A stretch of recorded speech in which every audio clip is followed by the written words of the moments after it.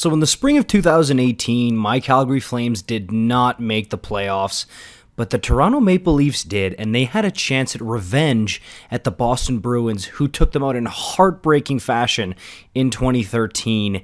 And the season before, they had taken a very, very good Washington Capitals team to 6 games in a series where they were not favored at all. So I was like, you know what? I'm going to jump on with the Leafs here and see what happens. It was an incredibly fun series against the Bruins that went to 7 games, and I was hooked. I'm like, okay, I like the Leafs, man. I really do like them after the Flames, and then they lost in heartbreaking fashion to the Bruins. The year after that, the Flames got booted in 5 games embarrassingly by the Colorado Avalanche, so I'm like, okay, I'll jump on the Leafs again. There's no way they lose to the Bruins again. Guess what? 7 games, boom, another heartbreaking loss. And I've been on this roller coaster pretty much every year with the Leafs. 2021 against the Habs, where they were literally up 3-1. I was there. I was cheering for the Toronto Maple Leafs in that series against Montreal.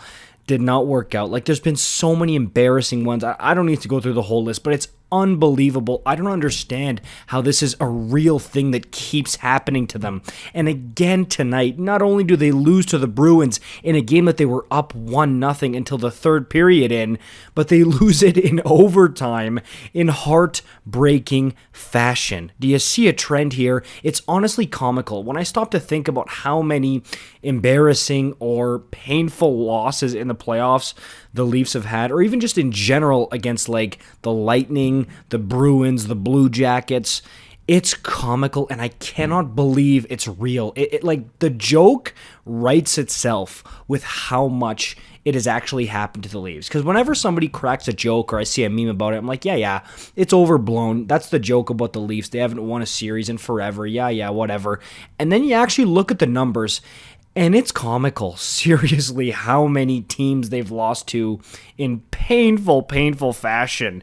And I know it wasn't a playoff series against the Bruins here tonight, but to lose again in heartbreaking fashion in that Bruins building, TD Garden, which is an absolute house of horrors for the Leafs and their fans, they must be having PTSD from that. There's no way Leaf fans, and even players at this point, aren't having it. And it was funny because all I've heard is, oh yeah, John Tavares wasn't here for those Maple Leaf losses against the Bruins. Like, he doesn't know what it's like. He's not going to fall into that same trap. Or even when Auston Matthews and Mitch Marner came in, oh yeah, they weren't part of that 2013 team that lost to the Bruins. They have no attachment to the House of Horse. Well, now they do.